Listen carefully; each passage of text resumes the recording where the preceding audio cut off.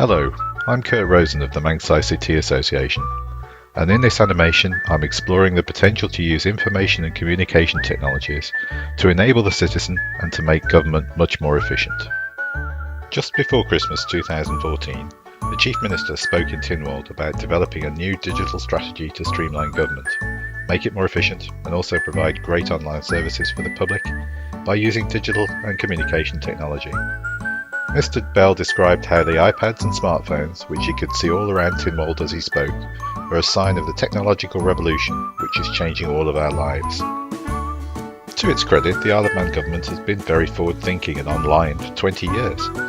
For instance, since 2007, £1 billion in payment transactions have been made online through Isle of Man government. Many of you have used online tax returns or paid for your car tax online or ordered your holiday cash online at the post office. So, you may think that the government is already digital, and it is using IT to become more efficient. Indeed, in worldwide comparisons, we do score highly in many areas, but in a changing world we cannot be complacent, and around us many governments are placing digital strategies centre stage in an attempt to react to the challenges that they face. As we look at a revised version of our own digital strategy, our strategic aims should be much deeper than simply looking at serving information or transactional services. True government digital enablement is not really about putting forms online or passively delivering information. It is about looking at processes from the point of view of the user and thinking what you are trying to achieve, and redesigning these processes backwards from that, rather than just designing processes to suit bureaucracy. So, having the needs, requirements and preferences of the citizen as a driver, and importantly placing them firmly in control of their service and their information. Whilst it may be perceived this is all about pushing everything online and making things self-service, if done correctly this couldn't be further from the truth. For instance, in the UK they have made great strides in putting together gov.uk with a specific inclusion policy called Digital by Default.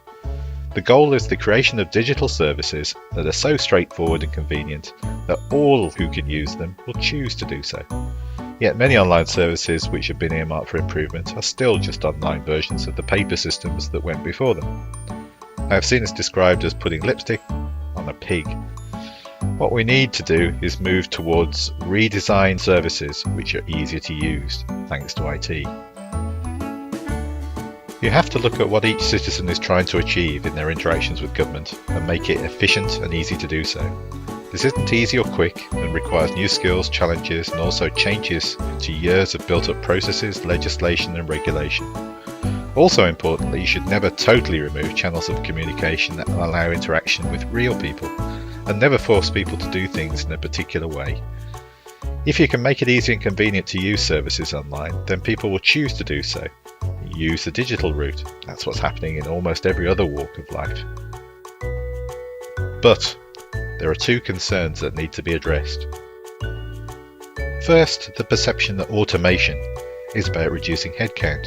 This may happen as a side effect, but the money the governments are using belongs to us all, so government has an obligation to try and use that as efficiently as possible. When government is looked at as a whole, efficiency could also be achieved by making back office administration much more efficient and using savings represented here to allocate resources to frontline services which directly affect the public. The second concern is a fear of lack of privacy of information within the public sector, as data may be shared and you don't know why or when, the so-called Big Brother syndrome.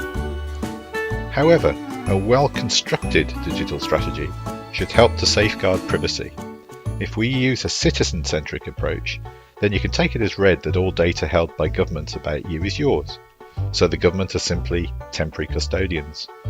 Therefore you should have the ability to make a choice about what data is visible to whom in government. Also very importantly, you should have the ability to see the audit trail of who has looked at your data and why.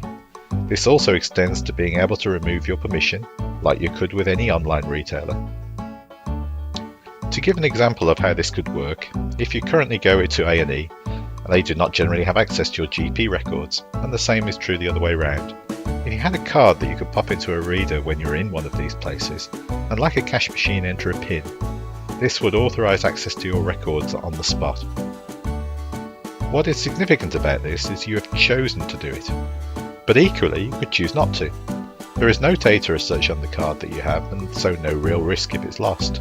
Like a bank or credit card, it is simply a key to information that is held elsewhere, and needs to be coupled with something only you know to provide access, e.g. a PIN, and if misplaced could be revoked instantly. Any access to your records will be logged in an audit trail that you can go and view at any time in the future.